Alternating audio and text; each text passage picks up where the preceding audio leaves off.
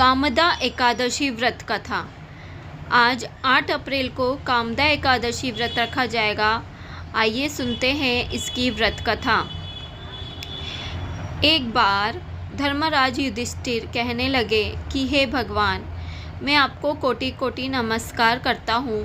अब आप कृपया करके चैत्र शुक्ल एकादशी का महात्म्य कीजिए।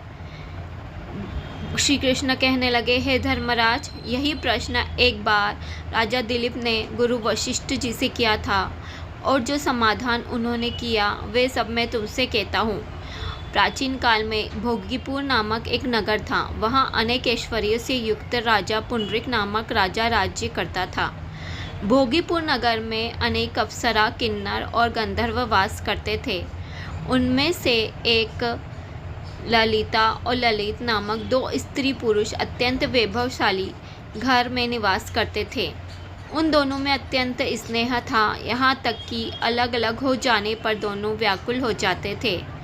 एक समय पुंडरीक की सभा में अन्य गंधर्वों सहित ललित भी गान कर रहा था।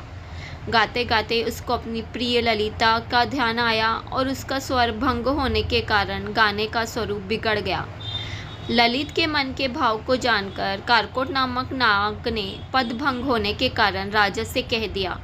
तब पुंडरीक ने क्रोधपूर्वक कहा कि तू मेरे सामने गाता हुआ अपनी स्त्री का स्मरण कर रहा है, अतः तू कच्चा मांस और मनुष्य को खाने वाला राक्षस बनकर अपने कर्म का फल भोग। पुंडरीक के श्राप से ललित उसी क्षण महाकाय विशाल राक्षस हो गया। उसका मुख अत्यंत भयंकर, नेत्र सूर्य चंद्रमा की तरह प्रदीप्त और मुख से अग्नि निकलने लग गई। उसकी नाक पर्वत की कंदरा के समान विशाल हो गई और गर्दन पर्वत के समान लगने लगी। सिर के बाल पर्वतों पे खड़े वृक्षों के भांति लगने लगे और भुजाएं अत्यंत लंबी हो गई। कुल मिलाकर उसका शरीर 8 योजन के विस्तार में हो गया। इस प्रकार राक्षस होकर वह अनेक प्रकार के दुख भोगने लगा। जब उसकी प्रियतमा ललिता को यह वृत्तांत मालूम हुआ तो उसे बहुत खेद हुआ। वह अपने पति के उद्धार का यत्न सोचने लगी। वह राक्षस अनेक प्रकार के घोर दुख सहता हुआ घने वनों में रहने लगा। उसकी स्त्री उसके पीछे पीछे जाती और विलाप करती रहती। एक बार ललिता अपने पति के पीछे घूमती घूमती विंध्याचल पर्वत पर पहुंच गई, जहां ऋषि श्रृंगी का आश्रम था। ललिता शीघ्र ही श्रृंगी ऋषि के आश्रम में गई और वहां जाकर विनीत भाव से प्रार्थना करने लगी। उसे देखकर श्रृंगी ऋषि बोले, हे सुभगे, तुम कौन हो और यहाँ किस लिए आई हो? ललिता बोली कि हे मुने, मेरा नाम ललिता है। मेरा पति राजा पुंडरीक के श्राप से विशालकाय राक्षस हो गया है। इसका मुझको महान दुख है। उसके उद्धार का कोई उपाय बतलाइए। श्रृंगी ऋषि बोले, हे गंधर्व कन्या, अब चैत्र शुक्ल एकादशी आने वाली है, जिसका नाम कामदा एकादशी है।